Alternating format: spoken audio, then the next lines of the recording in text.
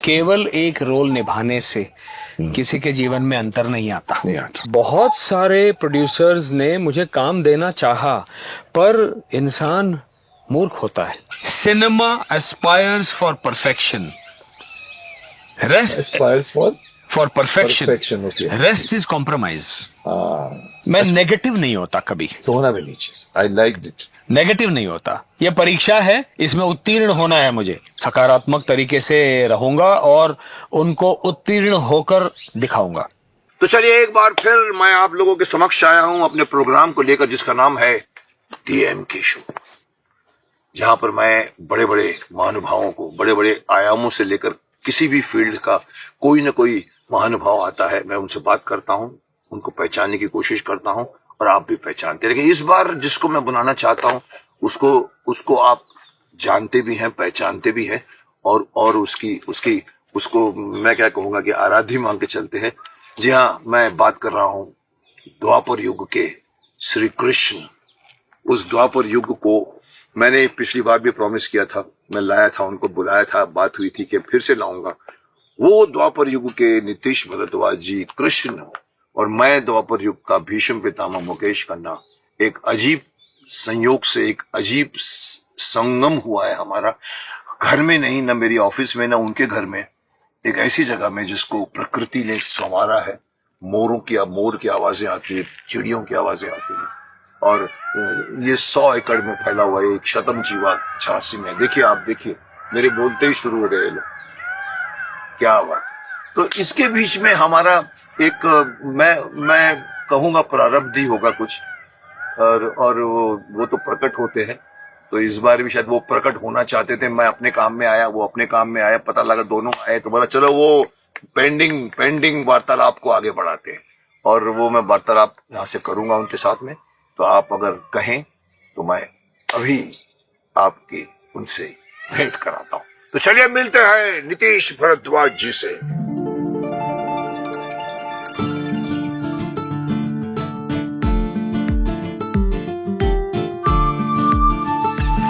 नमस्कार। नमस्कार। पितामह नमस्कार। पितामह और कृष्ण की बात करें नीतीश, तो मैं समझता हूँ जितना हम महाभारत में भी कम मिलते थे, कलयुग में भी हम उतना ही कम मिलते हैं। कभी कभी कहा महाभारत में कम मिलते थे, वो तो अपने हाथ में नहीं था, क्योंकि जैसे राही साहब सीन्स लिखते थे, राही साहब के ये मलाल मुझे भी बहुत रहा, दुख रहा कि मुकेश खन्ना के साथ सीन्स जितने होने चाहिए थे वो हुए नहीं, क्योंकि मजा आता था, आदान प्रदान। जितना भी सीन उठा लो Nitish, they are so small but beautiful. But Kalyug में हम नहीं मिलते, ये हमारा दोष है। यस, एक्चुअली कलयुग में राहें बढ़ जाती हैं, कोई उधर रह जाता है, कोई उधर जाता है, कभी कभी टकरा जाते हैं। इनफैक्ट जनता को भी याद होगा, और मैं बुला दूं कि ये मैंने इनको अपने यहाँ पहली बार भी बुलाया है और हमने बैठ के 1.5 घंटे बातें की। वो उसके बाद फिर आप खो गए अपनी जिंदगी में, मैं अपनी जिंदगी में, औरों के बीच में।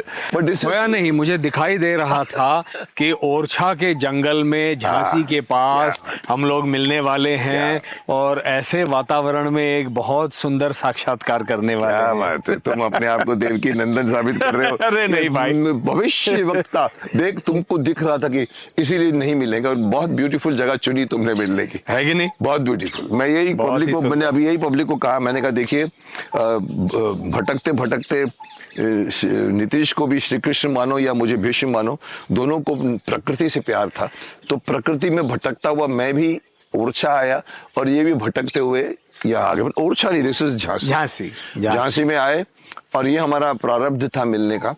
और बहुत टाइम से लोगों की डिमांड थी, नीतीश को बुलाओ, नीतीश को बुलाओ, नीतीश को बुलाओ। आप बुलाते नहीं हो, आप उसको बोलने नहीं देते हो, आप उसको बोलने नहीं देते हो। तो आज बोलने दोगे ना पितामह? आज तुम्हारे बोलने के पहले कमिट करने वाला था कि इस बार मैं नहीं बोलूंगा, तुम बोलोगे। ठीक है, बढ़िया। नीतीश, स्टार्ट करते हैं। महाभारत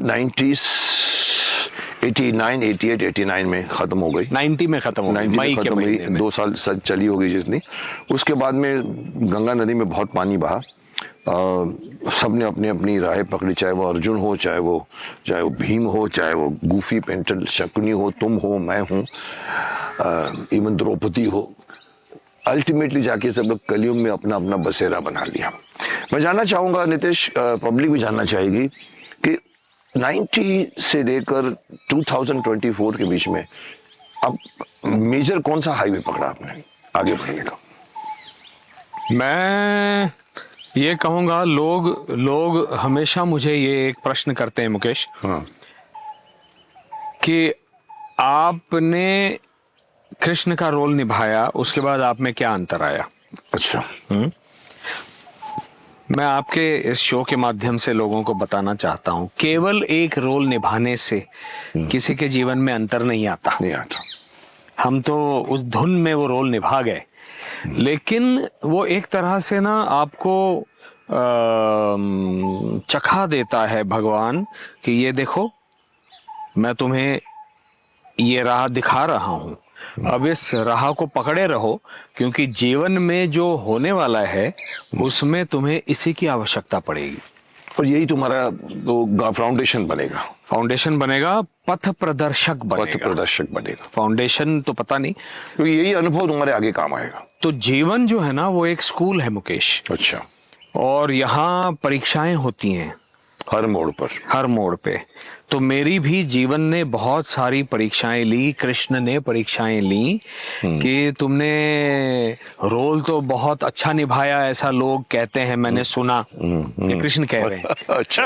ओके। लेकिन अब कृष्ण से सीखे क्या हो, ये मुझे दिखाओ। हाँ, कर तो गए, सीखे क्या?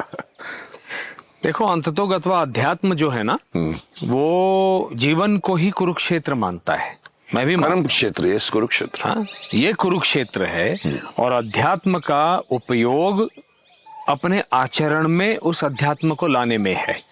वरना तो वो एक किताब है आपके बुक शेल्फ में और कॉफी टेबल पे पड़ा है कि नहीं?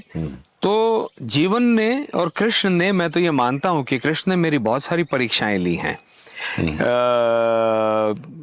पॉपुलैरिटी की चरम सीमा पर 1991 में जहां मैं फिल्में कर रहा था, नाचे नागिन गली गली, मीनाक्षी के साथ की, के विश्वनाथ की film Sangeet, after Mahabharat, Madhuri, after Mahabharat, okay, around Mahabharat time only. Okay. मतलब महाभारत करते करते कई बार तो मैं डबल शिफ्ट में शूटिंग करता था, नाचे नागिन की शूटिंग। अच्छा, हाँ, नाचे नागिन की शूटिंग करके आया, फिर अपनी पहली शिफ्ट में शूटिंग की, दोपहर के बाद नाचे नागिन की शूटिंग की, रात को जाके वहां पर डबिंग करके आया एक एपिसोड की। ये तो भागदौड़ बहुत की। और बहुत सारे प्रोड्यूसर्स ने मुझे काम देना चाहा, पर इंसान मूर्ख होता है। हाँ, मूर्ख होता है। मैं भी मूर्ख था। मैं भी मूर्ख हूँ। क्यों, कैसे? गलतियां मैंने भी की हैं, और मैंने बहुत बड़ी एक भूल जो मेरे करियर में की, वो तब की कि मुंबई छोड़कर, भारत देश को छोड़कर मैं जाकर लंदन में बस गया। Really? हाँ। रेडियो और थिएटर करने के लिए 4.5 साल। 4.5 साल लंदन गए तुम? उस 4.5 साल में मतलब यहाँ पे बड़े बड़े प्रोड्यूसर डायरेक्टर्स माताजी से नंबर लेके वहां फोन करते थे कि आप आइए, यहाँ आके शूटिंग करके जाइए, वापस चाहिए तो। पता नहीं क्या मेरी मति भ्रष्ट हो गई थी कि मैं नहीं आया, और उस चरम सीमा पर प्रसिद्धि के जो ये मैंने भूल की, उसमें जो खंड पड़ गया करियर में, वरना आज भी मैं 100-150 फिल्में कर चुका होता एज अ लीडिंग डिमांड थी तुम्हारी। पर मैं ये मानता हूं कि हाँ, मैंने ये भूल की, मैं स्वीकार करता हूं। मैं डेस्टिनी है आपके, क्या किया वहां? डेस्टिनी, मैं इस पर आऊंगा। ओके। हम वेदांत में नसीब और डेस्टिनी को नहीं मानते, ये शब्द नहीं है हमारे। ओके। हमारा शब्द है प्रारब्ध। इस पर आता हूं। पीछे से आता है जो। नहीं, मैं बताता हूं जो मैंने समझा। ओके। तो मैंने अपनी भूल को हमेशा स्वीकारा है। मैंने बॉलीवुड को, जिसको मैं, बॉलीवुड शब्द अच्छा नहीं लगता पर कॉमनली लोग जानते हैं, हिंदी सिनेमा को कभी दोष नहीं दिया।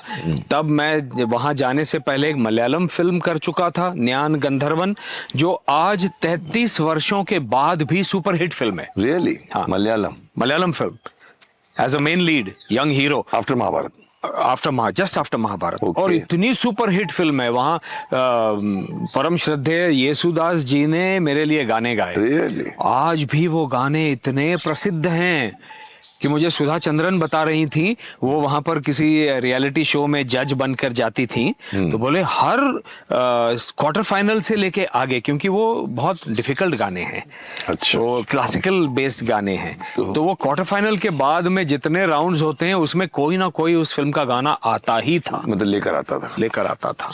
और इतनी प्रसिद्ध फिल्म, मलयालम सिनेमा में कर रहा होता, मैं हिंदी फिल्म में कर रहा होता, पर ये जो मैंने भूल की और अपनी राह छोड़कर चला गया, कुछ पाया, बहुत कुछ खोया।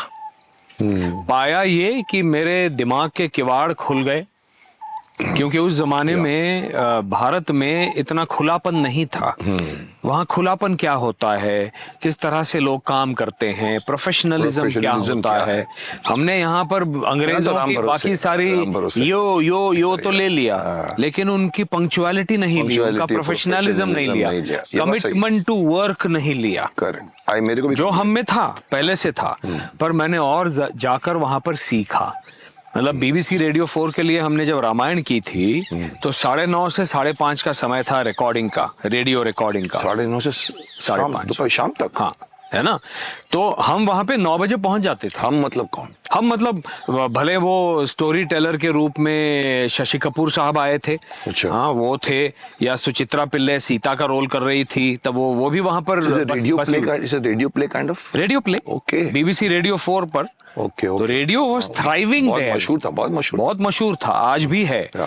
तो वहां पर, यहाँ पर तब रेडियो था ही नहीं, तो हम लोग 9 बजे पहुंचते थे, और जो भी हमको चाय कॉफी, जो ब्रेकफास्ट करना है वहां कैंटीन में खा लिया, 9:30 enter the studio and work. ये नहीं यहाँ की तरह की 9:30 मतलब 10 बजे पहुंच रहे हैं, बातें कर रहे हैं, बतिया रहे हैं, फिर वो अच्छा मूड आ गया तो कर, ये नहीं था, ये उस जमाने में कल्चर में नहीं है, मैं जानता हूँ कल्चर में नहीं है। आज यहाँ पर ऐसा नहीं है, क्योंकि आज सिनेमा में स्टेक्स बहुत हाई हो गए हैं। आज के जितने कलाकार हैं, सुपरस्टार्स हैं, बहुत ज्यादा प्रोफेशनल हैं। मैं तो मोहनजोदारो ऋतिक के साथ कर चुका हूँ, और गट्टू के वेरी प्रोफेशनल, हाँ, और गट्टू के साथ सुशांत सिंह राजपूत, और गट्टू के साथ में सारा के पिता का रोल मैंने केदारनाथ में किया है। So very very professional. पर आम जनता की बात अगर आप देखो ना, आज भी लोग वो पंक्चुअलिटी सीखे नहीं सीखे। हमारे यहाँ क्या एक मशहूर एक कहावत में एक स्टेटमेंट है, इंडियन स्टैंडर्ड टाइम। हाँ, इंडियन स्टैंडर्ड टाइम। मैं अपने स्टैंडर्ड टाइम से चलता हूँ। तो मेरी जो गलतियां हुई उसमें ये एक गलती थी। उसके बाद मैं आया और फिर गीता रहस्य। एक सवाल पूछता हूँ, वहां पर आप लोगों ने BBC में रामायण की, महाभारत नहीं की। मैंने 20 एपिसोड राम का रोल किया। अच्छा। सोनी अवार्ड्स के लिए नॉमिनेट हुआ, और मेरी रामायण भी सोनी अवार्ड्स के लिए नॉमिनेट हुई थी, रेडियो अवार्ड्स के लिए। फिर 20 एपिसोड्स भगवत गीता किया। ओह, अच्छा, तो रामायण से महाभारत में भी आ गए। Art Malik is a famous actor who did city of Joy, और चार्ल्स सोबराज के जीवन पर उसने फिल्म की थी। तो उसमें वो अर्जुन था, मैं कृष्ण था। अच्छा, किया आपने? दोनों किया, रामायण महाभारत दोनों किया। महाभारत नहीं, भगवत गीता। भगवत गीता मतलब महाभारत में आपको कृष्ण बनना तो पड़ा। हाँ, तो वो सब किया। तो मैंने जो एक खुलापन देखा ना वहाँ की सोसाइटी में, कि मल्टीरेशियल मल्टीकल्चरल सोसाइटी है, तो वो उस तरह से देखते हैं हर चीज को। एक व्यापक दृष्टिकोण हर चीज में होता है। तुमने एक वर्ड यूज किया, professionalism, it tells everything. It tells, and व्यापक दृष्टिकोण। हाँ, हमारा संकीर्णता है, हम एक्सपांड नहीं करना, वो लोग काफी एक्सपांड कर जाते हैं। और आज भी इसीलिए आप देखो ना, जो जिस लेवल का परफेक्शनिज्म वो वहाँ की फिल्मों में दिखता है, हाँ, वहाँ तुम कहो कि इंग्लैंड या even America, both England and America. मतलब अगर हम हॉलीवुड कहें तो उसमें अंग्रेज एक्टर्स भी हैं, अंग्रेज DOP भी हैं, है ना। तो वो जो कमिटमेंट से काम करते हैं ना, अब जाके धीरे धीरे आपको खुद ऐसा होता है कि हम क्या कर रहे थे वहाँ, और बहुत सीखने को मिलता है। अब जाके स्टारिज्म है वहाँ, स्टारिज्म है, स्टार, लेकिन स्टार्स आप स्टार हैं, ऐसे कुछ सब एक साथ बैठ के खाना खाते हैं। गुड। तो आपने जो मुझे सवाल किया था उस पर आपको दोबारा ले आता हूँ कि बीच में क्या हुआ। गंगा में क्या क्या पानी गंगा था। में पानी में क्या क्या तो उसके बीच में मैंने गीता रहस्य बनाई इरफान को लेके।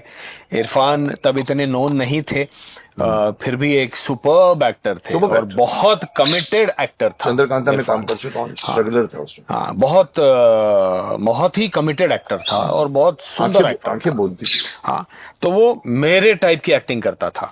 मुझे वो लाउड एक्टिंग बिल्कुल पसंद नहीं थी। मैंने एक बार अपने चेयरमैन था, मैंने कहा देखो इरफान बैठा है यहाँ पर, ये ऐसा काम करता है जैसे मक्खन निकल जाता है। मक्खन में चाकू निकल जाता है। तो वो बनाया मैंने, गीता रहस्य। वो बनाया मैंने गीता रहस्य। उसके बाद मैंने मतलब क्या, तुमने खुद प्रोड्यूस डायरेक्ट? हाँ, प्रोड्यूस डायरेक्ट। और उसके ऑथर जो हैं, वो जो राइटर थे वो दो थे। एक तो नरेंद्र कोहली साहब जिन्होंने राम कथा और महासमर, राम कथा एक वर्जन उन्होंने रामायण का लिखा और महाभारत का जो उनका दृष्टिकोण और वर्जन था उसका नाम था महासमर। ठीक है। और यहीं के झांसी के डॉक्टर वसंत देव जिन्होंने उत्सव फिल्म को लिखा था, उत्सव फिल्म शशि साहब की, तो वो भी उसके एपिसोड्स के दोनों राइटर्स थे। किसके लिए बनाया? दूरदर्शन के लिए बनाया था मैंने। तो वो बनाया। उसके बाद में राजनीति में गया, जमशेदपुर से। उसी वक्त गए? हाँ, उस वक्त राजनीति में गया, 90s में गया। 90s में गया। उसके बाद में मैंने मैं मध्य प्रदेश पर्यटन निगम का अध्यक्ष रहा। ये मुझे पता यहाँ पर।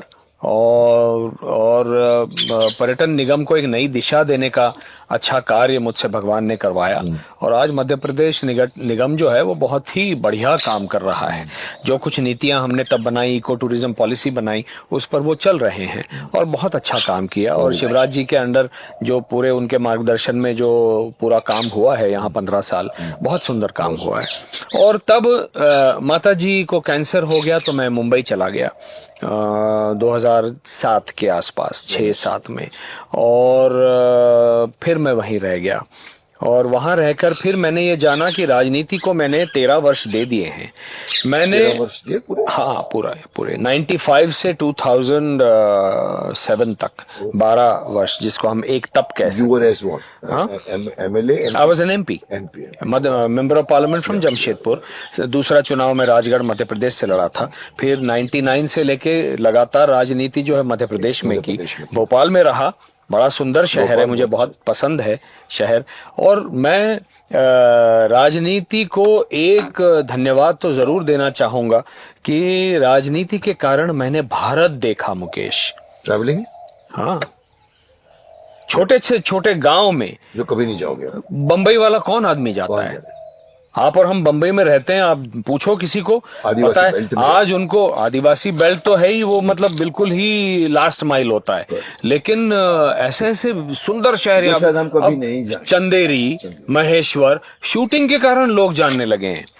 मैंने तो शूटिंग के पहले देखा है कितना सुंदर है मध्य प्रदेश। तो ये सारा जो इलाका है ना, देखिए मैंने बहुत भारत भ्रमण किया है।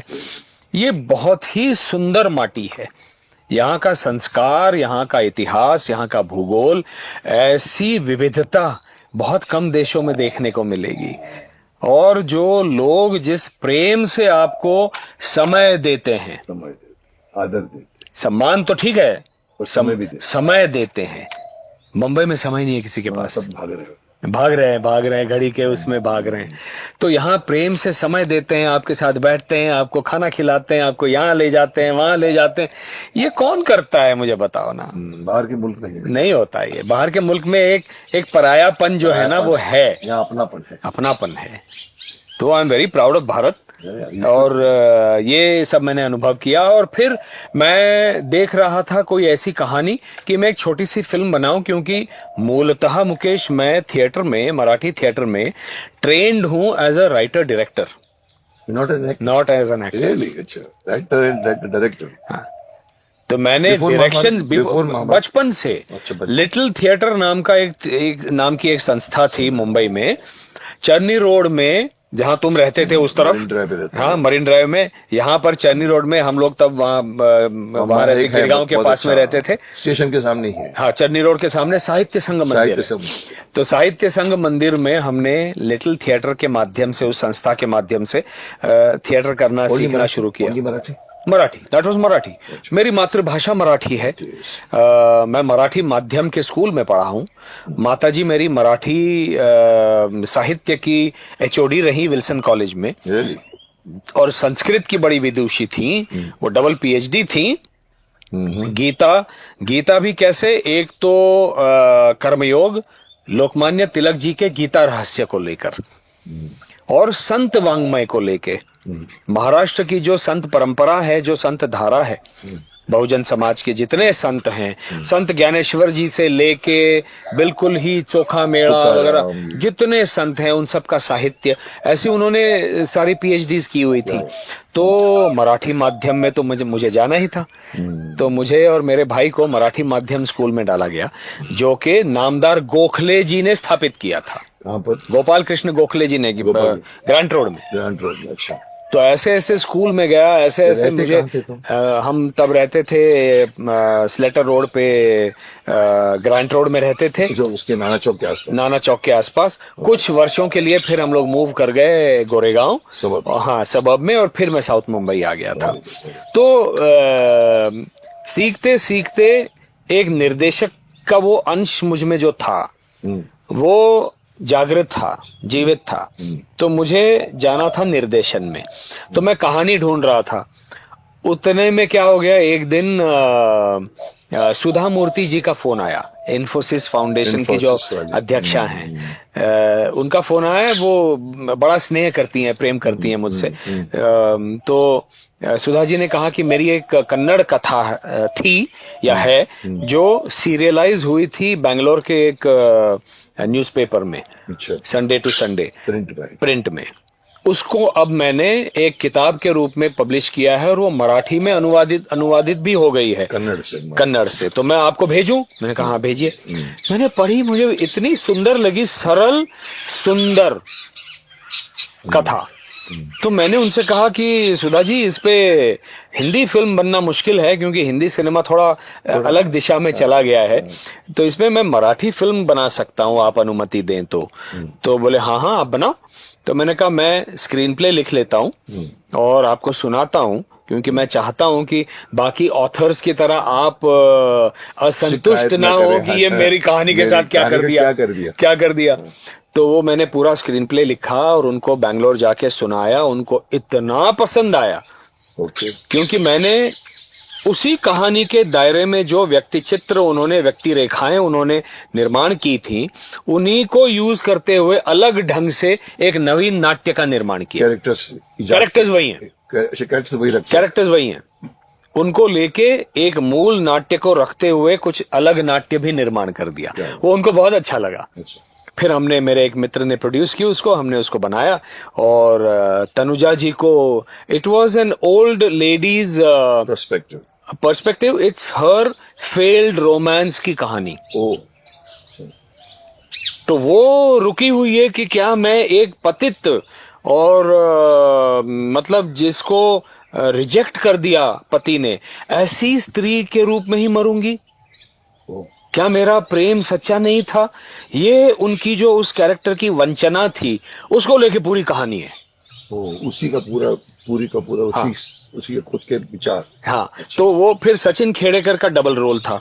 अच्छा। उसमें मूल कहानी में डबल रोल था, लेकिन मैंने पूरा उनका परिवर्तित कर दिया कि वो क्या करते हैं वगैरह। मुझे हिस्ट्री, आर्कियोलॉजी ये बहुत पसंद है, तो एक का मैंने, क्योंकि जो उस कहानी को खोदता है, उनके जीवन को खोदता है, वो और खोज करता है कि क्या हुआ होगा, कौन होगा उनका पति, ये होगा। तो ये एक तरह से एक्सकवेशन है ना, एक्सकवेटिंग इनटू समबडीज लाइफ। तो मैंने उसको आर्कियोलॉजिस्ट बना दिया, एक खेड़ेकर को। और दूसरा जो है म्यूजिक टीचर है, जो उस कहानी में था। वाई डबल रोल लिखा हुआ था। अच्छा, उसमें था। ठीक है। तो वो फिल्म का नाम नहीं बताया। फिल्म का नाम है पितृ ऋण। मराठी में उसको कहते हैं पितृ ऋण। बिल्कुल। हिंदी में पितृ ऋण, पितरों का ऋण, पितरों का। अमेजॉन प्राइम पर है। अच्छा। तो वो बनी, बहुत बढ़िया बनी और आनंद आया मुझे, क्योंकि गीता रस से मैंने 26 एपिसोड बना चुका था। लेकिन वो भी मैंने सिनेमा, देखिए मुकेश, आप भी सिनेमा से आए हो, हम भी सिनेमा से आए हैं, हमने सीखा सिनेमा है, डेफिनेटली हमने देखा सिनेमा है, we have lived cinema. Mahabharat भी जो बनी है सिंगल कैमरा से शूटिंग हुई है, लाइक अ सिनेमा। ये मल्टी कैमरा सेटअप लेके ठॉक ठॉक ठॉक ऐसे नहीं हुआ है। धर्म जी एक ही कैमरे में, एक ही कैमरे में रवि चोपड़ा जी ने, बी आर चोपड़ा ने सिनेमा की तरह शूट किया है। तो we are comfortable with cinema. और अंततोगत्वा देखिए, मैं हमेशा कहता हूं, cinema aspires for perfection, rest aspires for perfection, okay. Rest is compromise. जो तरह तरह के कॉम्प्रोमाइज। सर, मैं बोलता हूँ एक और शॉट दे, मैं बेहतर करना चाहता, सर टाइम नहीं है सर, अपलिंकिंग डाउनलिंकिंग, ये क्या होता है? Compromise. We are here as artist to give our best. You mean to say film should be perfect always? Why should Every aspire, artist as you said, aspire. aspire. और Every गड़बड़ होती है, artist कभी should पैसों को लेके होती है, aspire to be perfect. कभी-कभी पैसों की वजह से कॉम्प्रोमाइज, कभी-कभी टाइम की वजह से कॉम्प्रोमाइज। पैसों की वजह से कॉम्प्रोमाइज नहीं होता यहाँ पे। नहीं, पैसा फिल्म में कम पैसा है तो ठोक डाल देंगे, एक नहीं, काम वो तो हाँ वो हो सकता है, पर वो उसके बावजूद मैंने भी कम पैसे में ही फिल्म बनाई, क्योंकि मराठी सिनेमा था। मराठी सिनेमा। लेकिन मुझे याद है अभी भी, प्रोड्यूसर मेरा जो मित्र है उसने बहुत कहा, मैंने जो लास्ट सीन लिखा था जहां तनुजा जी का कैरेक्टर भागीरथी, वो उनका निधन होता है, तो मैंने लिखा था वो बीच जो पुराने उसमें वाड़ा कहते हैं ना, बीच में ओपन कोर्टयार्ड होता है, आंगन होता है और चारों तरफ में कमरे होते हैं, तो वहां उनकी खटिया है, उनका निधन हो जाता है, स्वर्गवास, और वो वहां से जो कैमरा यूं ऊपर जाता है वो पूरा क्लाउड्स के परे चला जाता है। तो ये मैंने सीन लिखा, तभी ये कैमरा एंगल लिखा हुआ था, कैमरा मूवमेंट। तुम लिखा उसमें कि मुझे चाहिए, पर अब ये चाहिए, ये मेरा विजन था। तरह तरह का मुझे उन्होंने बोला कि ये करवा देंगे, वो अब ये नहीं हो रहा है, शॉट चेंज कर दो, अब वो हेलीकैम आएगा, लेकिन हेलीकैम, मैंने कहा ये तो ऐसे ऐसे मूव करेगा, ना हेलीकैम नहीं होगा, शॉट चेंज कर दो। मैंने ड्रोन नहीं था उस समय, ड्रोन नहीं था, तो तुम्हारा काम हो जाता। हाँ, ड्रोन नहीं था, तो मैंने शॉट चेंज नहीं किया। और महेश अने मेरा डीओपी था, जिसको स्वदेश के लिए नेशनल अवार्ड मिला। हाँ, तो महेश ने, your film institute boy, Mahesh ने वो शॉट मुझे दिलाया। कैसे किया? पूरा रोस्ट्रम लगाया 2 मंजिला तक। रोस्ट्रम लगाया 2 मंजिला तक। वहां पे रोस्ट्रम के ऊपर ट्रॉली लगाई, ट्रॉली के ऊपर क्रेन लगाया, और वो क्रेन जो है वो यूं था। अच्छा, ऐसा मिला। अब क्रेन का क्या होता है, जब क्रेन ऊपर जाती है तो ये एंगुलर मूवमेंट करती है। हाँ, ऐसी मूवमेंट करती है। मुझे ये सीधा मूवमेंट चाहिए था। तो जैसे जैसे क्रेन ऊपर जा रहा था, तो एंगुलर मूवमेंट को कॉम्पेंसेट करने के लिए ट्रॉली आगे जाती थी। अच्छा, ये करते करते ऐसे कर वही जगह पे मिलेगा। He devised it. I did not compromise. तो मैं हमेशा लोगों से कहता हूँ, don't compromise on your creativity. Definitely, you should not. आपको कुछ ना कुछ मार्ग मिलेगा। बेईमानी कर रहे हैं अपने क्राफ्ट्स के। हाँ, तो ये सारा बहुत कुछ हुआ। बट तुमने काम नहीं किया उसमें? मैंने काम तो उसमें एक्टर का कोई एस्पिरेशन नहीं था मुझे। आज भी, अभी मैं दूसरी फिल्म, मेरी हिंदी की कहानी रेडी है, स्क्रिप्ट रेडी है, और उसकी पिचिंग चल रही है, प्रोड्यूसर से बातें चल रही है, एक 2 स्टार्स से बातें चल रही हैं। फिल्म की तरह लिखा है, पूरा फिल्म है। बट मैं making a Hindi film. Okay. वो मैं टीवी सोच नहीं सकता। अच्छा है, बढ़िया। कैसे सोचोगे तुम देव की नंदन बन के तुमने ब्रह्मांड दिखा दिया अपने माँ को अपने मुंह में। तुम छोटी चीज क्यों करोगे? छोटी चीज तो यही सिखाता है। जैसे तुमने कहा ना, महाभारत मुझको सिखा गया, तुमको भी सिखा गया, हर आदमी को उसको कैसे यूज करना। तो यू आर राइट, तो तुम्हारा एस्पिरेशन इतने बढ़ गए, सोचने का अंदाज इतना बड़ा हो गया। छोटा नहीं सोचना है। अगर देखो, भगवान ने अगर सोच बड़ी दी है तो बड़ी सोचो, तो बड़ा सोचो, और वो सारे जो साधन है वो भी देगा, वो बना के देगा। आपको प्रयास करने, सोच बड़ी होनी चाहिए। और ये सारा हुआ, बीच में व्यक्तिगत जीवन में उतार चढ़ाव आए बहुत। तो मैं हमेशा इसको मानता हूं कि ये सारी मेरी परीक्षाएं हैं। इसको परीक्षा मानते हो? परीक्षा मानता हूँ। और वो माँ रिजल्ट भगवती रिपोर्ट बैठी हैं और मेरे कौन? माँ भगवती भगवती बैठी है। माँ भगवती पराशक्ति बैठी हैं और मेरे कृष्ण बैठे हैं जो मेरे बड़े भ्राता हैं, तुमने मेरे को तो मार्गदर्शक जी हैं। लिया, आप बताओ तुम्हारे में है अब क्या? बताओ क्या है। तो मैं हंसता हूँ उनको देख के, मैं कर रहा हूँ। मैं नेगेटिव नहीं होता कभी, सोना भी नहीं चाहिए। I like it. नेगेटिव नहीं होता। ये परीक्षा है, इसमें उत्तीर्ण होना है मुझे, और मैं सकारात्मक फिर भी रहूंगा। क्योंकि कुछ लोग जो जीवन में आते हैं ना, वो आपको दुख इसलिए देते हैं क्योंकि एक तो आपकी आत्मा ने उनको चुना है। आपने चुना। हम चुनते हैं हमारे जीवन में अच्छे बुरे लोग दोस्त भी कौन चुनते आए, हैं हम अपने, कौन आए। एक तो हमने चुना है, और क्यों चुना है? मुझे कुछ सिखाने के लिए। Everything is a lesson, every moment is a lesson, every experience is a lesson. Lesson can be good और बैड। तो मैं इसको ऐसे मानता हूं और जी रहा हूं, और सकारात्मक तरीके से रहूंगा और उनको उत्तीर्ण होकर दिखाऊंगा। मानते हो कि उम्र नहीं होती सीखने की? कोई ना, कोई सीखने की उम्र नहीं होती।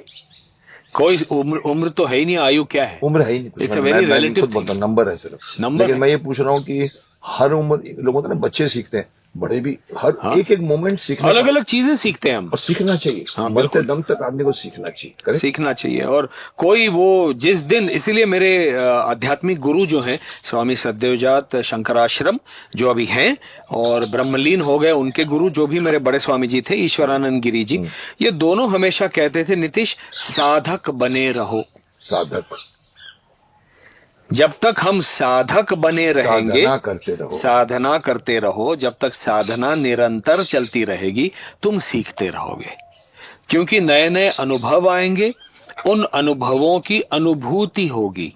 सही बात। अब देखो, अंग्रेजी में ये शब्द मैं नहीं जानता, नहीं है ही नहीं वो। एक्सपीरियंस। एक्सपीरियंस अनुभूति का शब्द क्या है? अनुभूति है ही नहीं।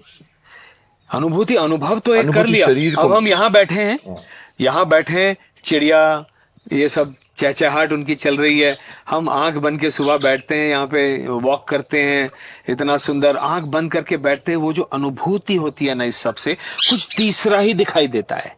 या अगर आप सिर्फ आंख कान से देखते रहो तो नहीं, वो बोलते हैं पांचों इंद्रियों से देखना चाहिए। करेक्ट ना, पांचों इंद्रियों को हटाकर नहीं, वो तो देखना फिर चाहिए। आप ध्यान की बात कर रहे हो। कि ध्यान में तो ये जरूरी है कि आपको परिहार, जिसको हम प्रत्याहार बोलते हैं, सब बंद करना पड़ता है। तो ध्यान, धारणा, प्रत्याहार, उसमें ध्यान, जाके लेकिन मैं ये बात सब- कर रहा हूँ कि अभी हम जब घूमते हैं तो हम एक आंख से देखते हैं, बट अगर आंख, जैसे तुमने कहा कि हम चिड़िया की आवाज भी सुन रहे हैं, मैं उसकी बात कर रहा हूँ। साधना गेट तो द होल, तभी अनुभूति होती है। हाँ, तो साधना तो भीतर जाने के बाद भीतर जाने के ही बाद शुरू होती वो है। बाहर की तो है ही नहीं चीज, नहीं। आंख बंद करके ही होती है।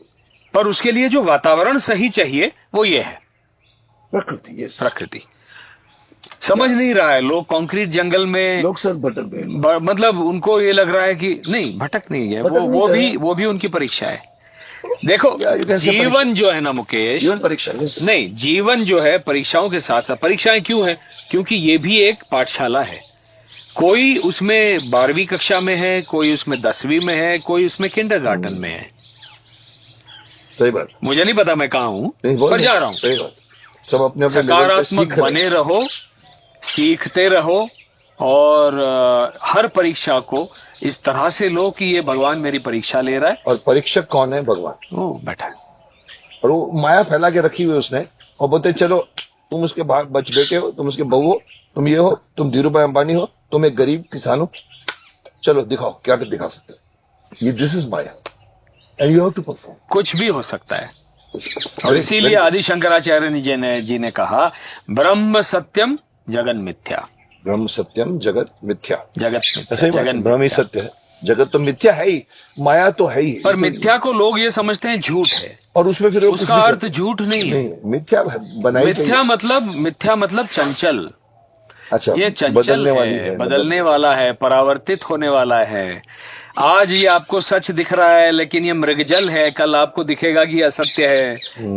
इसलिए ब्रह्म सत्यम जगत मिथ्या। जगन मिथ्या। क्या बात। तो ये तुम पहुंच गए कहाँ पर? 2014, 15, 16, 17? 14, 15, 16 ये मेरी फिल्म बनके हो गई। फिर उस फिल्म को हमको 5 अवार्ड्स मिले। स्क्रीन अवार्ड्स में I was nominated. Tanuja ji थी। Tanuja ji got best actress screen award, Sachin Khedekar got best actor, I was nominated for best director. और महाराष्ट्र सरकार जो है उनके जो रीजनल सिनेमा के अवार्ड्स होते हैं उसमें हमने 2 बेस्ट अवार्ड्स उठा लिए, बेस्ट फिल्म, बेस्ट डायरेक्टर। क्या बात, तुमको मिला? हाँ जी। सो पितृ ऋण, पितृ ऋण, पितृ ऋण, पितृ ऋण। ओके। तो इसमें से मेरा एक सवाल उठा है, बीच में टोक रहा हूं मैं। हमने हमेशा अभी तक तुम्हारे मुंह से माता जी की बात सुनी, पिताजी की बात नहीं सुनी। पितृ की बात करें तो फादर क्या करते थे, आपको कैसे, उनसे क्या सीखा? फादर मेरे कर्मयोगी थे। जो कर्मयोग मैंने गीता में देखा या जाना, बल्कि मैं ये कहूंगा गीता से जो मैंने कर्मयोग जाना वो मैंने अपने पिता में देखा आचरण में। देखिए, मेरे माता पिता ने शून्य से अपना एक नवीन विश्व निर्माण किया, शून्य से। मेरे पिताजी कोई बहुत बड़े सधन परिवार से नहीं आए थे। वैदिक थे मेरे दादाजी, प्रकांड पंडित थे, धर्मशास्त्र और धर्म सूत्र और समाज शास्त्रों के प्रकांड पंडित थे दादाजी। उनके बिना उरण गांव में पूजाएं नहीं होती थी। उरण ये जो है अभी अटल सेतु के परे है, वो हमारा पैतृक गांव। वैसे तो हम पालमपुर, पूर्वज हमारे जो है पालमपुर कांगड़ा से काशी गए, काशी में बाबा विश्वनाथ की सेवा की। वहां से छत्रपति शिवाजी महाराज के राज्याभिषेक समारोह में मंत्रोच्चार करने के लिए 11 ब्राह्मण परिवारों को गागा भट्ट वहां से यूपी से ले आए, उत्तर भारत से। उसमें हमारे पूर्वज थे। फिर हम वहीं बस गए। हाँ, फिर तो आ गए। तो कोई सधन नहीं थे, ठीक ठाक थे, लेकिन पिताजी में एक वो आकांक्षा थी कि मुझे वकील बनना है। अच्छा। सारे शास्त्र उनको आते थे, मुखोद्गत थे। तो वो आकर उन्होंने शून्य से अपने विश्व का निर्माण किया। और माताजी मेरी सारस्वत ब्राह्मण थी, तो हम सारे दोनों तरफ से ब्राह्मण ही थे। लेकिन इंटरकास्ट मैरिज उस जमाने में 60 के दशक में भी स्वीकार नहीं था। तो केवल मेरे दादाजी ने और नाना जी और नानी जी ने उनका समर्थन किया और बाकी सारे परिवार ने उनका विरोध किया। तो उसके बावजूद उन्होंने दोनों ने अपना शून्य से एक विश्व बनाया, अथक मेहनत की, परिश्रम के ऊपर लॉयर बने। और कैसे बने लॉयर भी, मतलब पहले तो लॉयर बनने से पहले वो सीख रहे थे। तो गिरगांव में मोहन बिल्डिंग है जहां उनके बड़े भ्राता रहते थे। वहां जो जीना कहते हैं, जो स्टेयरकेस था ना, चॉल्स में स्टेयरकेस तुमने साउथ बॉम्बे में देखी होगी, है ना? हम चॉल में रह चुका हूं। हाँ, तो वो उस स्टेयरकेस के नीचे रहते थे रात को। हाँ जी। और उन्होंने वहां पर जो टिपिकल जो पंशीकर मिष्टान भंडार वगैरह, जो महाराष्ट्रियन ऐसे टिपिकल वो जो मिष्टान भंडार थे, वहां पर बैरा की नौकरी भी की है। क्या बात, कर्म किया है। वहां पर उनको एक बूढ़ा पारसी मिला। अच्छा। जिसने कहा कि तुम गोरे गोरे थे, पारसी की तरह दिखते थे, एकदम लाल लाल गोरे गोरे थे। तो उन्होंने कहा, भैया तुम तो वेटर तो दिखते नहीं हो, कौन हो भाई? तो बोले मैं तो ये हूँ, सीख रहा हूँ, सिद्धार्थ कॉलेज में लॉ सीख रहा हूँ। हाँ, सिद्धार्थ में लॉ किया उन्होंने। तो अंबेडकर जी को बहुत मानते थे। जिस तरह से वो हमेशा कहते थे, जिस तरह से अंबेडकर जी ने एक लाइट के नीचे बैठ के पढ़ाई की है, क्लास के बाहर बैठते थे, क्लास के बाहर बैठ के पढ़ाई की है, कोलंबिया यूनिवर्सिटी तक गए और पढ़ाई की, और इतना साहित्य उनका पढ़ा था, उनके कारण मैंने पढ़ा। तो ये बड़े लोग हैं बहुत। तो उनका अनुकरण पिताजी ने किया। और फिर उसने कहा कि ये काम मत करो। तो बोले, तो फिर मैं आजीविका कहाँ से अर्जित करूं? कौन थे वो सामने वाला आदमी? तो वो पारसी बोला, मैं बूढ़ा हो गया हूँ, मैं टैक्सी ड्राइवर हूँ। वो टैक्सी ड्राइवर था दूसरा? अच्छा। मेरी टैक्सी है, अच्छा, लेकिन मैं बूढ़ा हो गया हूँ, इतना चला नहीं पाता हूँ। तुम जो कर रहे हो काम, मुझे पता है तुम मुझे कभी दगा नहीं दोगे, तुमको ऑनेस्टी से काम करोगे। मैं तुमको गाड़ी चलाना सिखाता हूँ, टैक्सी ड्राइवर। उसने गाड़ी चलाना सिखाया। टैक्सी का बिल्ला उसको कहते हैं, ट्रायंगुलर बैज, वो मेरे भाई के पास है। फादर मान गए इमीडिएटली? मान गए वो। उन्होंने गाड़ी चलाना सीखा, टैक्सी चलाते थे दिन में, शाम को जाके सिद्धार्थ कॉलेज में पढ़ाई करते थे।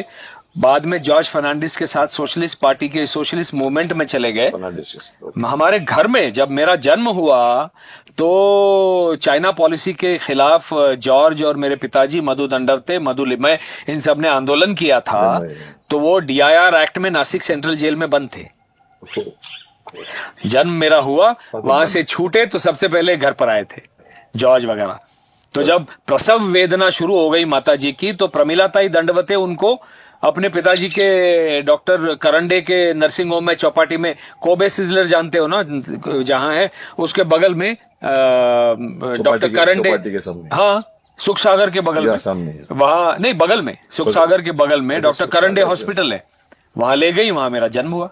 तो ये बचपन से ये सारा जो मैंने पिताजी को देखा है वो एब्सोल्युटली कर्मयोगी। वो तुमको गीता से भी मिला और फादर से भी मिला। मतलब आचरण में कर्म को कैसे उतारा जाए, ये मैंने मेरे पिता से देखा। और सैद्धांतिक रूप से, समीक्षा के रूप में, बुद्धिजीवी के रूप में माताजी ने मुझे सब दिया। यहाँ से भी मिला और यहाँ से मिला और यहाँ से कर्म करने की शिक्षा मिली। तब जाके बना ये मैं नीतीश भारद्वाज, तब जाके बना नीतीश भारद्वाज ने कृष्ण का रोल किया और कहा कर्मण्यवाधिकारस्ते मा फलेषु कदाचन। क्या बात है। महाभारत की हमने कुछ बात नहीं की, करना भी हम कर चुके हैं पहले भी, बट अगर भीष्म और कृष्ण बैठे तो जिक्र न हो ऐसा पॉसिबल नहीं। कैसा लगा तुम्हें महाभारत का, तुम्हारा अनुभव क्या था? बहुत सुंदर।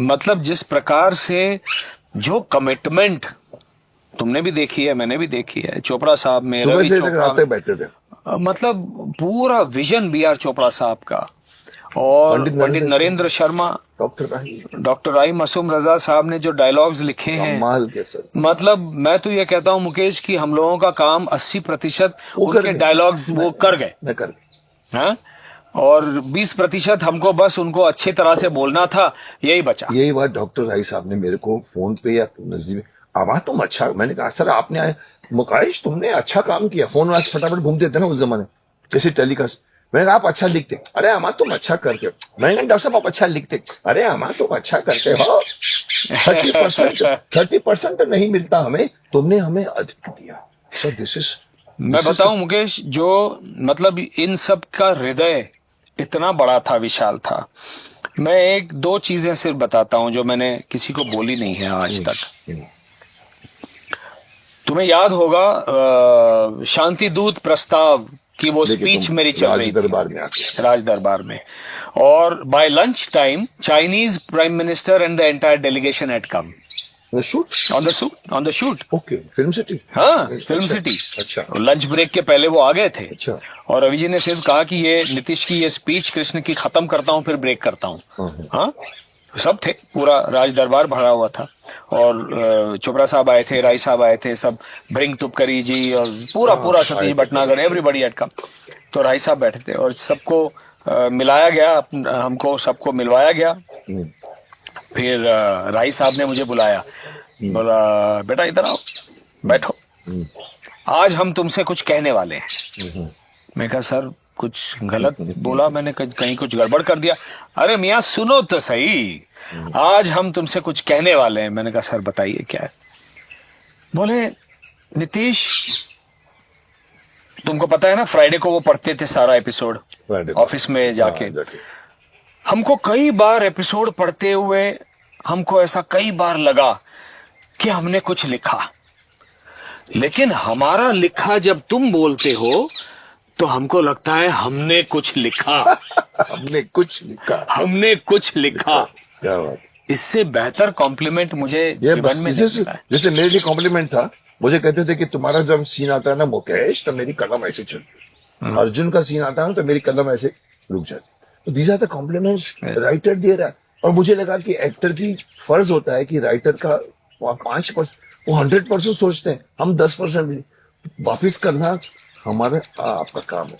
बट वी आर डेफिनेटली बने हैं तो मैं तो ऋणी हूँ, डायलॉग पे बने। मैं तो ऋणी हूँ चोपड़ा साहब का, रवि जी का और राय साहब का, नरेंद्र शर्मा जी का, क्योंकि रवि जी ने जो फ्रीडम मुझे दिया, पूरा, हाँ पूरा फ्रीडम। मैंने मना किया था ना ये रोल करने से, हाँ, तुम तो मना कर रहे थे। 2 बार मना कर दो दिया बार था। मना कर दिया। और विदुर दिया था मुझे, फिर विदुर तुमको मैंने दे रहे थे, वो विदुर मेरे से वीरेंद्र को दे दिया, हाँ। राजदान। उसके बाद मैंने फिलिप्स ट्रांजिस्टर्स की एड की उनके साथ। I had already started shooting as a Marathi film hero.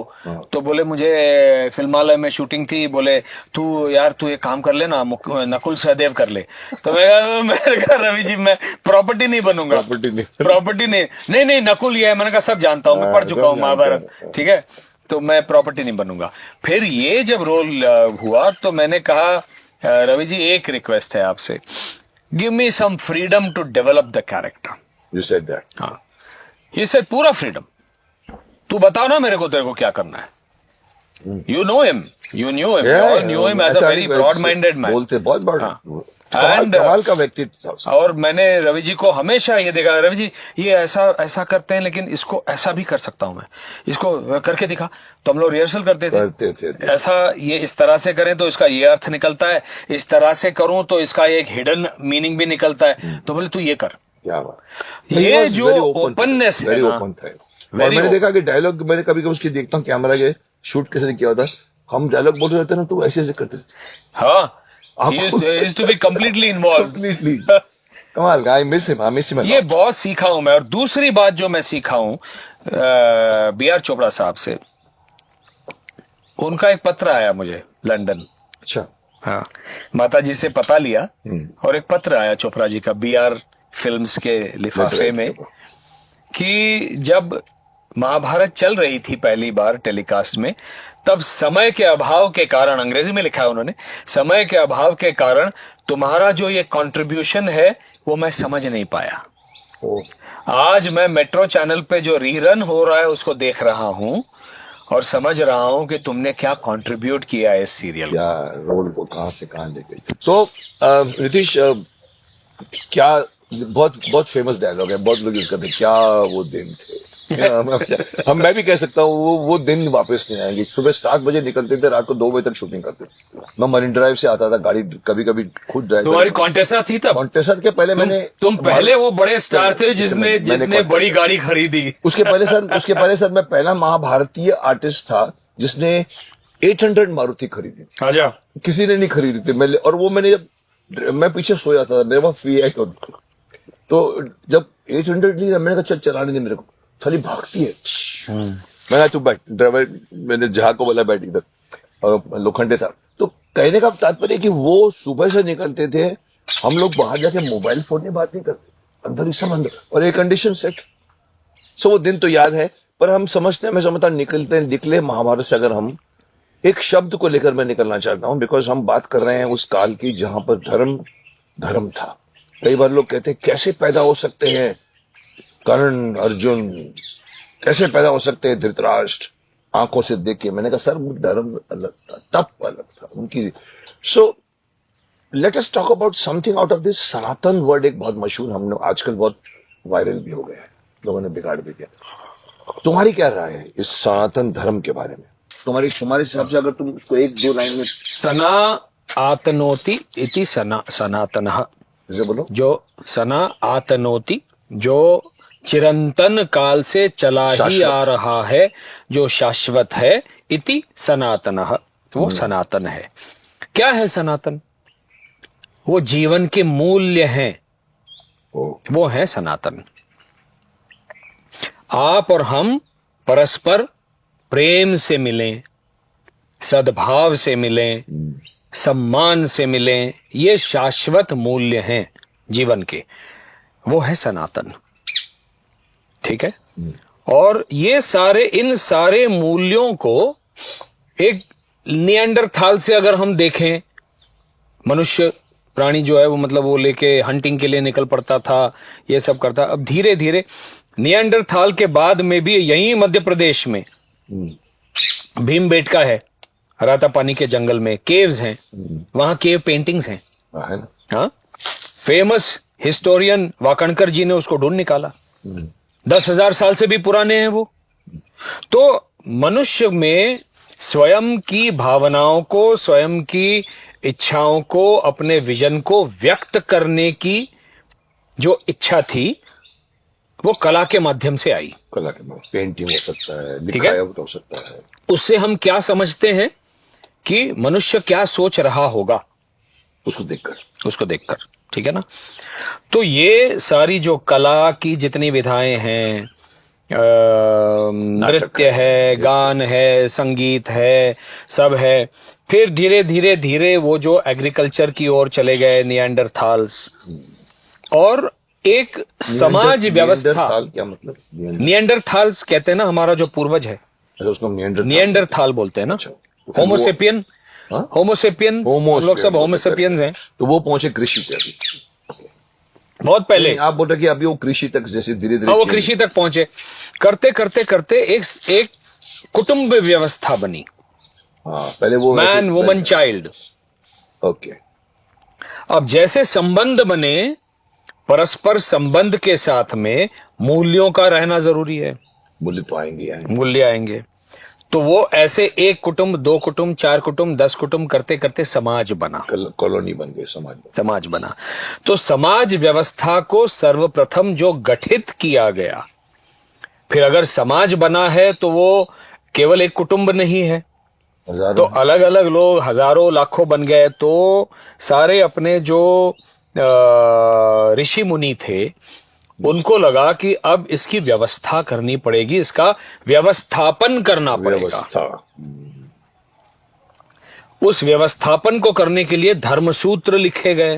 कैसे करना चाहिए, क्या करना चाहिए, कैसे समाज सुचारू रूप से चलेगा, वर्ण व्यवस्था बनी, धर्मसूत्र बने, समाज शास्त्र बना, धर्मशास्त्र बना, और कई ऋषि मुनियों ने, यहां तक कि नारद जी ने धर्मसूत्र लिखा है। नारद नहीं, पुराण नहीं, नारद के लिखित धर्मसूत्र हैं। अच्छा। कि धर्म कैसे ये समाज चलना चाहिए। मनुस्मृति भी धर्मसूत्र है, उसको एक मनु ने नहीं लिखा हुआ है, एक ऋषि ने, उसको कई ऋषियों ने उसमें लिखा गया है। पाणिनि ने जो व्याकरणकार जाने जाते हैं, ग्रामरियन पाणिनि, उन्होंने धर्मसूत्र लिखा हुआ है। आपस्तंभ का धर्मसूत्र है। उस आपस्तंभ धर्मसूत्र के अनुसार जो लिखा गया है, उसको एक आधार बनाकर कुंती नाम की जो विदुषी थी, उन्होंने द्रौपदी का विवाह 5 से करा दिया। अच्छा, उस थॉट की तुम लोग बांट लो नहीं, वो गलती से बोल गई थी, पर अल्टीमेटली मंजूर किया उसने। बांट लो नहीं, विवाह सबसे होगा, वरना उस समय की आवश्यकता क्या थी? कुछ लेकर आए, उनको दिमाग में था कि कुछ गिफ्ट लेकर आए। आवश्यकता क्या थी? वनवास में थे, लाक्षागृह से निकले थे, दुर्योधन और कौरव इनको मारने पे तुले हुए थे, ढूंढ रहे थे, मर जाएंगे।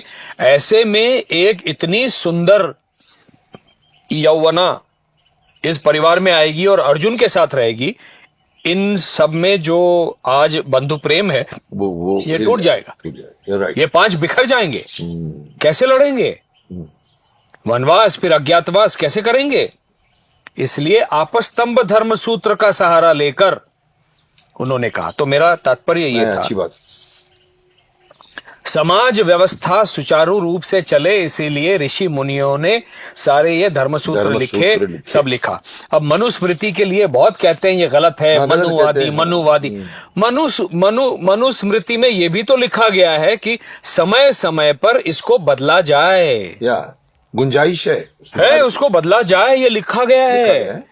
अब बदलते नहीं है, ये हमारा दोष है, हमारा दोष है। वक्त के हिसाब से वो था, आगे जाकर सुधार, समाज बदलता रहेगा, परिवर्तित होता रहेगा, वैसे वैसे कानून व्यवस्था को परिवर्तित कीजिए, करना चाहिए, ये लिखा है। अच्छा, लिखा है, देखिए ये लिखा है, बिल्कुल इसमें श्लोक है। तो देखिए, हम बगैर पढ़े या आधा पढ़े हुए और राजनीति के लोग जो हैं वो अपने लिए जो सुविधाजनक है उतना ही संदर्भ को दरकिनार करते हुए उतना ही लेके अगर चलेंगे अपनी रोटी सेकने के लिए, तो वो गलत है। तो ये जो आप सनातन की बात कर रहे हो, ऐसे करते करते करते करते ये एक संगठित एक व्यवस्था बनी और यहां का वो धर्म बन गया। ये करना, ये नहीं करना, ये करना, ये नहीं करना, ऐसे ही पूरा एक धर्म ग्रंथ बन गया। वो हिंदू क्यों? क्योंकि सिंधु सभ्यता थी, सिंधु से हिंदू बना। तो सिंधु से ये हिंदू शब्द कहां से आया? हमने तो नहीं दिया, नहीं, हमें तो सनातन ही था पूरा। सनातन था, ये मूल्य सनातन थे। वो ग्रीक्स आए, उन्होंने कहा इंडस, इंडू, हिंदू कर दिया। ठीक है, तो ये धर्म है, ये रिलीजन नहीं है। हाँ, ये धर्म है, ये धर्म है। धर्म जीने का तरीका, हाँ, जीने का तरीका, जीने की कला। और धर्म में बहुत व्यापकता है। ये आचार धर्म है, हम एक दूसरे को नमस्कार करें, बड़े आए तो उनका आदर करें, पैर छुएं। आचार धर्म है, व्यवहार धर्म है, गुण धर्म है। पानी का गुण धर्म है, ऊपरी सतह से नीचे बहना। अग्नि का गुण धर्म है, हम गुण धर्म नहीं कहते, धर्म का, अग्नि का धर्म है जलाना, बिच्छू का धर्म है काटना, वो वास्तविक गुण धर्म है। उनका गुण है, गुण धर्म है, स्वभाव है, उनका स्वभाव है, अपना स्थायी भाव है। ठीक है ना, वो अपनी रक्षा के लिए करता है। आप बिच्छू के मार्ग में नहीं आओ, नहीं आपको दंश करेगा, वो आपको जाने दो। आप सांप के सामने जाके खड़े रहोगे तो वो दंश करेगा, उसको भी डर लगता है आपसे। आप खड़े रहो अलग से, वो जाने दो तो वो कुछ नहीं करेगा। टाइगर भी डिफेंस नहीं करता है। टाइगर का आप ये समझ लो, टाइगर का हम जो है वो नेचुरल प्रे नहीं है। हाँ, नहीं है। टाइगर जो अटैक करता है या तेंदुआ वगैरह जो आ जाता है अपने मनुष्य उसकी, क्योंकि हम उनके जंगल में घुस गए, हम उनके घर में घुस गए, और फिर वो जो एजेड हो जाते हैं, वो चीतल के पीछे भाग नहीं सकते, तब वो मनुष्य तो बहुत आसान प्रे है, वो भागता ही नहीं, वही एकदम से स्टोन की तरह खड़ा हो जाता है करते हुए। आसान सा प्रे है, वो खा जाता है उसको। नेचुरल प्रे नहीं है हम। हाँ, नहीं हम तो ये जो व्यवस्था मुकेश बनी, ये करते करते ये इन सारे सनातन शाश्वत चिरंतन मूल्यों को धर्म सूत्रों के, समाज शास्त्रों के माध्यम से जो ढाल दिया, ये हिंदू धर्म है। वही सनातन धर्म है, वही सनातन धर्म है, और वही सहिष्णु धर्म है। सहिष्णु धर्म है। दूसरा शब्द आजकल जो चल पड़ा है, सेक्युलरिज्म। हाँ? सेक्युलरिज्म के बारे में क्या है? सेक्युलर क्या है बताइए, मैं जानना चाहूंगा। सेक्युलर क्या है? सेक्युलर का तात्पर्य, जब ये लोग इतना चिल्लाते हैं सेक्युलर सेक्युलर सेक्युलर सेक्युलर, क्या तात्पर्य है? सहिष्णुता ना। सहिष्णुता क्या बोलते हैं? बुरा ना मानने को, इंग्लिश या वर्ड है, वो करना, मतलब हम इसके बुरा मानते या नहीं मानते, वो सहिष्णुता। सहिष्णुता इज टॉलरेंस या नॉन टॉलरेंस, जो आजकल वर्ड। हाँ, तो टॉलरेंस जो है, हिंदू अगर सहिष्णु नहीं होता तो इनमें से कोई भी यहाँ पर नहीं पनपता। जो आए बात, इनमें से किसी में ये हिम्मत नहीं होती कि कह दें कि प्रभु रामचंद्र जो हैं वो आपके राम, वो मांस भक्षण करते थे, और फिर भी वो नेता जो है वो जीवित है। 1 घंटे में फतवा निकल गया होता अगर हिंदू सहिष्णु नहीं होता। तो आप हिंदू, मुझे एक हिंदू होने के नाते सहिष्णुता का प्रमाण देने की आवश्यकता नहीं है। मैं हिंदू हूं, इसी का अर्थ है मैं सहिष्णु हूं, मैं सेक्युलर हूं। Hindu is the secular man who does not believe in conversion. हम तो कहते हैं यत् सर्वम खलु इदम ब्रह्म तज्जलानिति च स्फुटम तस्मै श्री ब्रह्मात्मने नमः। योग वशिष्ठ, जो गुरु वशिष्ठ जी ने प्रभु रामचंद्र जी को एक क्रैश कोर्स के रूप में ज्ञान दिया था, योग वशिष्ठ, उसका अंतिम श्लोक कहता है यत् सर्वम खलु इदम ब्रह्म। ये जो कुछ दिख रहा है, ट्रूली इट इज, खलु मतलब ट्रूली, अच्छा, इदम truly it is expression of ब्रह्म। अहम ब्रह्म, ब्रह्मा नहीं, ये ब्रह्म, अहम ब्रह्मास्मि, जो हम बोलते ब्रह्म है। अहम ब्रह्मा अस्मि नहीं, फिर अहम ब्रह्म अस्मि, अकारांत है वो ब्रह्म। अच्छा, ब्रह्म अस्मि, मैं अस्मि हूँ, मतलब ब्रह्म हूँ, मैं ब्रह्म का स्वरूप हूँ, उन्हीं का स्वरूप। हाँ, तो ब्रह्म क्या है? हिंदू धर्म में, वेदों में, शास्त्रों में भगवान का नाम पुराणों के, पुराण काल के बाद में शिव, शक्ति, विष्णु, ब्रह्मा सृजन करता, विष्णु पालन करता, शिव संहार करता, ये कॉन्सेप्ट्स बाद में आए हैं। बाद में आए। पुराणिक काल में शिव नहीं थे, रुद्र थे। आदित्य थे, रुद्र थे। अदिति के पुत्र आदित्य हो गए, दिति के पुत्र दैत्य हो गए। रुद्र थे जो संहार करते, जो प्रोटेक्शन देते थे।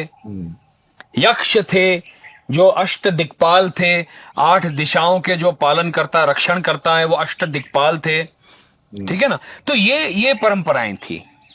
तो ये सब कुछ, ये पेड़ पौधा, और नरसिंह अवतार से क्या दिखा दिया है हमने कि उसमें भी भगवान है। ये जो पिलर है उसमें भी भगवान है। वो हिरण्यकशिपु क्या पूछता है, ये पत्थर में भगवान है तेरा? प्रहलाद कहते हैं हाँ जी है। उसमें से नरसिंह आते, क्या दिखा, यत् सर्वम खलु इदम ब्रह्म। हर जगह पे, हर कण कण में, कण कण में भगवान है। ये पेड़, ये बम्बू, ये प्रत्येक पेड़, जीव जंतु, इसमें जो अंश है वो भगवान का अंश है। और इसीलिए अहम ब्रह्म अस्मि, मैं भी ब्रह्म हूं। इसीलिए हम नमस्ते, नमस्ते करते हैं। तुम्हारे भीतर जो ब्रह्म है उसको मैं नमस्कार करता हूँ, आदर करता हूँ। नमस्ते, उसी का नमस्ते जुड़ जाता है तो नमस्ते बन जाता है। और मीनिंग यही है, मीनिंग ये है। तो ये सारा जो ये जो व्यवस्था बनाई है हिंदू धर्म की, हिंदू सभ्यता की, ये जो व्यवस्था है, इसमें सारे शाश्वत मूल्य हैं। स्वतः का बचाव करना, डिफेंस करना, ये प्रत्येक व्यक्ति का अधिकार है। वो है, जानवरों का भी यही है। हाँ, जानवरों का भी करना उनका अधिकार है, डिफेंस करना अधिकार है। तो हम ये नहीं कहते कि कोई आपको मारने आएगा तो मैं उससे सहमत नहीं हूं। इस प्रकार की अहिंसा से सहमत नहीं हूं। किसी ने एक गाल पे मार दिया, दूसरा गाल दे दो, आई एम सॉरी। ये माता पिता कुछ करें, हम हाथ जोड़ के खड़े हो जाएं, या अपने गुरुजन करें, एक तो वो मारते नहीं है, वो शाब्दिक बाण जो उनके होते हैं वही पर्याप्त होते हैं कि ये क्यों बोला। ये आपको सही मार्ग दिखा रहे होते हैं, डांट में सिखाते हैं, डांट में सिखाते हैं। क्या बात। तो ये हिंदू धर्म है, यही हिंदू ही सनातन है। सनातन मूल्यों को जो संगठित किया गया है उसका नाम है हिंदू धर्म। सनातन मूल्यों को, सनातन मूल्यों को, और जो चिरंतन काल से, सनातन काल से चला आ रहा है, आगे भी चलता रहेगा। वो धर्म क्या वो है हिंदू। वो धर्म करने का धर्म तरीका है, जीने का तरीका है, जीने का। तो आप बोलोगे कि गीता और इसके बीच में समानता है? गीता क्या गीता भी तो जीवन का तरीका, सारे जीवन मूल्य, ब्रह्म विद्या, इसीलिए कहा गया है।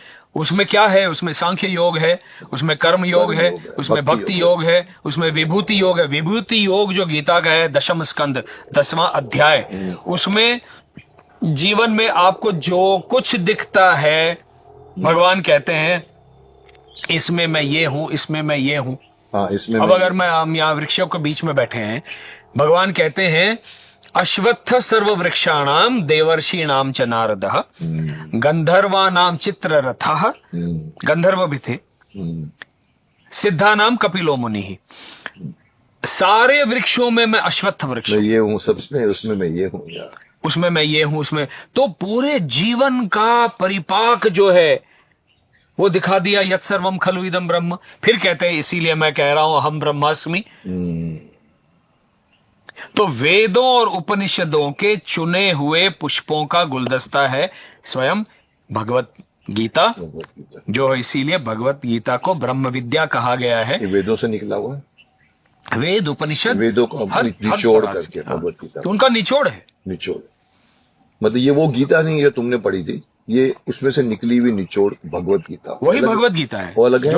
नहीं, यही गीता है, भगवत गीता ही। जो व्यास मुनि की गीता जो होती, जो 16 अध्याय है, भगवत गीता अलग है। नहीं, 18 अध्याय है, 18 यही है वो गीता, भगवत गीता एक ही है। उसको संकल्प, उसको उन्होंने हाँ, लेकिन उसमें कई श्लोक आपको छांदोग्य उपनिषद में एक श्लोक मिलेगा जो यहाँ पर भी दिखेगा, ऊर्ध्व मूलम अधशाखम अश्वत्थम प्राहुरव्ययम, जिसके मूल उल्टे हैं, ऊपर से नीचे आते हैं। हर इसके पीछे अथाह चिंतन है। अध्यात्म वही है, आधि आत्मिक, आधि दैविक, आधि भौतिक, आधि आत्मिक, ऐसे 3 प्रकार हैं। तो आधि आत्मिक जो आपको आपकी आत्मा से आपको जोड़ता है और आपकी आत्मा को परमात्मा से जोड़ता है, उसकी अनुभूति कराता है, वो है आधि आत्मिक। इसलिए आध्यात्मिक मतलब आधि आत्मिक, आध्यात्मिक। ओके, तो वो आप समझो, उसकी अनुभूति करो कि हमको आध्यात्मिक बनना चाहिए, करें, आपको जीवन धीरे धीरे वहां ले जाएगा। तो लेकिन आपको अपने, आई थिंक आपको अपने जिसने पैदा किया है, जिसके अंश बन के, सागर की एक लहर सागर से निकलती है, ये बात कोई समझ जाए तो लोग लगेगा कि हम कुछ नहीं, हम उनका अंश है और वापस जाना चाहिए। This you believe in, we must go back, you must go back. So ये बात में से निकली कि भी हमने महाभारत की बहुत कुछ सीखा, तुमने भी सीखा, और तुमने जर्नी भी तुम्हारी कमाल की है। और इसके बाद में तुम कहाँ पर अभी क्या कर रहे हो आजकल? कोई नया प्रोजेक्ट? और ये और फिल्म बना रहा हूँ। वही जो तुमने मैंने 3 स्क्रीन प्लेज, मेरे 4 स्क्रीन प्लेज रेडी हैं। उसमें एक स्क्रीन प्ले पिच हो रहा है और उसकी बात चल रही है। OTT या नहीं, फीचर फिल्म।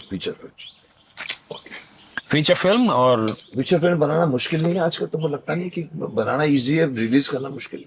नहीं, तो वो उसके जो गणित है वो उसी के मुताबिक जाएंगे, उसके अनुसार जाएंगे। OTT और फिल्मों के बारे में तुम OTT को दोगे कि OTT आजकल फ्यूचर मीडियम है? OTT ने इतना अवश्य कर दिया है कि बहुत सारे कलाकारों को एक तो मौका मिलने लगा है, जो टीवी ने दिया था शुरू में, जो टीवी ने दिया था। OTT टेलीविजन का, टीवी स्क्रीन का एक ग्लोरिफाइड वर्जन है मेरी दृष्टि में, जहां पर सेंसर नहीं है, जहां पर टाइम भी है बनाने का, लेकिन वो नहीं है कि आप 5 साल चले ही जा रहे हो, जो हमारे यहाँ चलते रहते हैं। हाँ, तो आपको अगर 6 एपिसोड में खत्म करना है, ऐसा भी नहीं है, तो 6 एपिसोड में खत्म करना है तो खत्म करो, लेकिन जो कलात्मक, उसकी जो कलात्मकता है, उसके लिए आपको उतना समय और उतना पैसा भी मिलता है। तो OTT is a welcome change, I think. Welcome. मैं एक जमाने में थोड़ा भटका हुआ था, मैं कहता था OTT बनाम अश्लील प्लेटफॉर्म। नहीं, कई चीजें ऐसी देखी मैंने OTT में, मैंने कहा इसको सेंसर नहीं है, पर अभी मैंने अच्छे वर्जन्स भी देखे हैं। स्पेशल ऑप्स देखा मैंने नीरज पांडे का, मैं पहली बार इंप्रेस हुआ कि बिना अश्लीलता के भी बनती है। देखिए मुकेश, हमको भी तो अपना संयम रखना होगा ना। हाँ, अगेन कलाकार के रूप में प्रोड्यूसर कहता है मैं वही बनाता हूँ जो देखना चाहता है। ये विशेष साइकिल है, विशेष साइकिल है।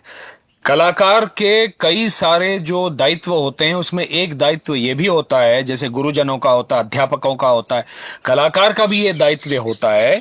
कलाकार से मेरा तात्पर्य केवल हम एक्टर्स से नहीं है, writers, producers, directors, the whole team. उनका एक दायित्व ये भी है कि समाज में कलात्मकता का विस्तार करो।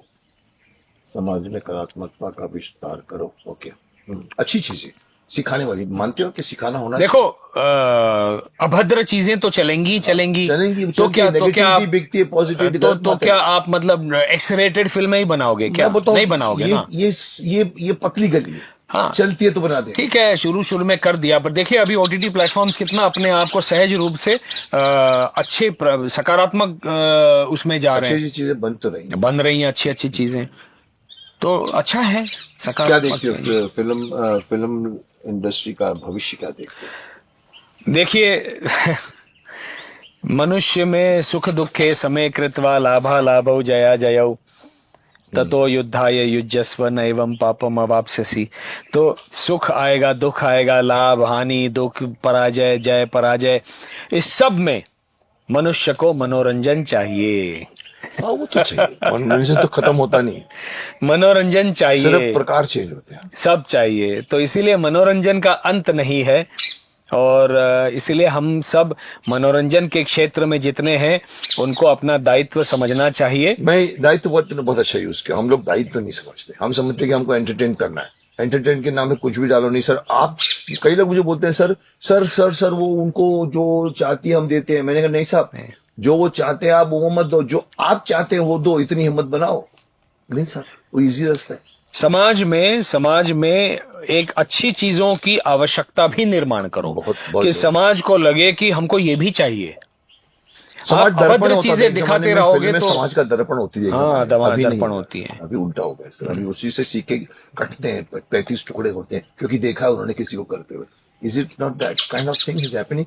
कुछ यू आर राइट कि मनोरंजन खत्म नहीं होगा, नहीं खत्म, बट दायित्व, तुमने अच्छा वर्ड यूज किया। 2 शब्द हैं, दायित्व और संयम।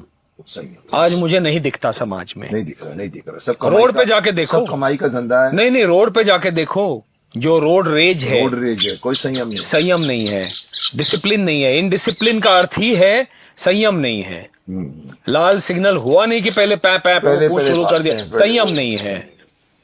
दायित्व और संयम खोते जा रहे हैं हम लोग।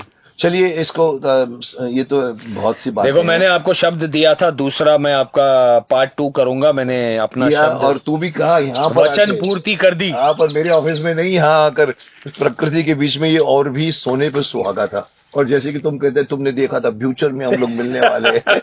अच्छा है, आई एम हैप्पी कि वी मजाक कर रहा हूं। एटलीस्ट फुलफिल्ड अवर प्रॉमिस। मैंने कहा था मैं नितेश को फिर ले आऊंगा, और आए तो इसीलिए लेट आए क्योंकि यहाँ आना था, ये लिखा था। ये लिखा था। लास्ट में सिर्फ एक ही सवाल पूछूंगा, महाभारत करके निकल तो चुके हैं हम, आई थिंक 30 साल 37 साल नहीं, वहाँ 33 इयर्स 34 इयर्स। 34 ईयर्स। कितने महाभारतियों से कांटेक्ट में रहते हो या नहीं? बहुत कम हो गया आजकल, तो बहुत गोफी कम। चले गए बेचारे, गोफी चला भीम गया। चला गया। नकुल सहदेव में दोनों है कि नहीं, एक एक तो चला गया और ये दूसरा जो है वो माइग्रेट कर गया। माइग्रेट कर गया। मेरे को उससे बात हुई थी फोन पे, मैं इंटरव्यू के लिए बनाना चाहता था।